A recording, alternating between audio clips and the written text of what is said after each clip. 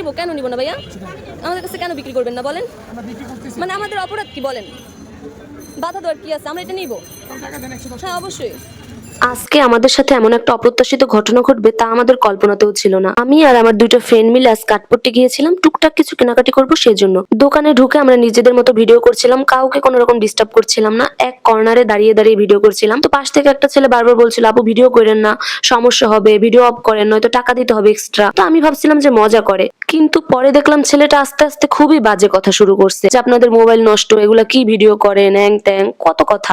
দোকানের লোকেশনটা আপনাদের বলি, দোকানটা কাঠপট্টির মুখ থেকে একদম সোজা একটু সামনে গেলেই পাবেন, অপরূপা জুয়েলার্স এর বিপরীতে একদম কর্নারের যে দোকানটা দেখছেন এইটাই। ভাই কি বলবো, ছেলেটার ব্যবহার এত খারাপ, আমরা 5টা মিনিট দাঁড়াইতে পারি না। মানে ফোনের ক্যামেরা অন করছি দেখে ওনার গায়ে জ্বালা শুরু হয়ে গেছে, বিভিন্ন আজে বাজে কথা, দোকান থেকে বেরোন, আমরা আপনার কাছে মাল জিনিস বিক্রি করবো না, আপনি ভিডিও করছেন কেন? পরে আমরা বললাম আমাদের অপরাধটা কি, কেন আমাদের কাছে বিক্রি করবেন না? আমরা 3টা ব্যান্ড সিলেক্ট করেছিলাম নেওয়ার জন্য, ওনার দিকে ক্যামেরা ধরায় উনি ব্যান্ডটা দিতে রাজি হলো এবং আমাদের কাছে শেষমেশ বিক্রি করলো। কথা হচ্ছে এরকম যদি ব্যবহার খারাপ হয় তাহলে তো মোটেও কাস্টমার পাবে না। যাই হোক, ওই দোকান থেকে বেরিয়ে আমি আর আমার বান্ধবী চলে গেলাম অন্য একটা দোকানে। দোকানে ঢুকে আমার চোখটা জুড়িয়ে গেল, কি সুন্দর সুন্দর কানের দুলের কালেকশন দেখছেন, দারুণ না? আমার এই কানের দুলটা খুবই ভালো লাগছে। আসলে আমার কানের দুল পরা হয় না, এই জন্য কেনাও হলো না, বাট অনেক সুন্দর ছিল কানের দুলগুলা। তারপরে একটা হাতের ব্রেসলেট দেখলাম, সুন্দর না?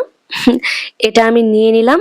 তারপর চলে গেলাম জুতার দোকানে, দোকানের নাম আতিয়া শুজ, এক দরের দোকান। 200 টাকা থেকে শুরু করে 1000 টাকার জুতাও এখানে আছে, 50 টাকা কিন্তু ডিসকাউন্ট আছে প্রত্যেক জুতার উপরে। কম বাজেটে যারা ভালো মানের জুতা চান এখানে কিন্তু পেয়ে যাবেন, খুব সুন্দর সুন্দর কালেকশন আছে জুতার। তারপরে চলে গেলাম ব্যাগের দোকানে, দেখেন প্রত্যেকটা ব্যাগ এত সুন্দর, 400 টাকা থেকে শুরু করে 1000 টাকার উপরে আছে ব্যাগগুলা। এই ব্যাগটা আমার কাছে খুবই ভালো লাগছে, ব্যাগটার প্রাইস হচ্ছে 750 টাকা।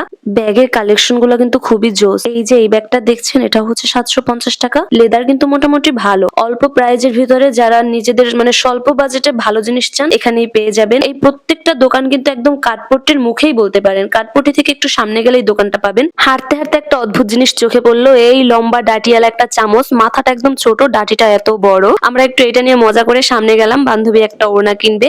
এই যে ওড়নাগুলো দেখছেন, এগুলো সবগুলো কিন্তু 150 টাকা করে।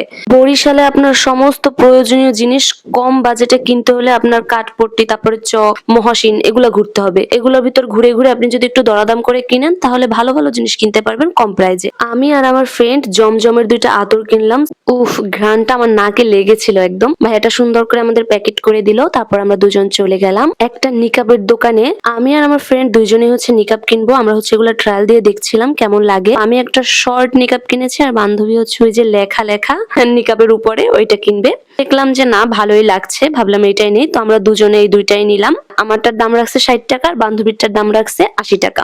অল্প বাজেটে মোটামুটি প্রয়োজনীয় জিনিসগুলো কিনে আমি আর আমার ফ্রেন্ড বাসার উদ্দেশ্যে রওনা দিলাম। সবাই ভালো থাকবেন, দেখা হবে নতুন কোনো ব্লগ ভিডিওতে। আল্লাহ হাফেজ।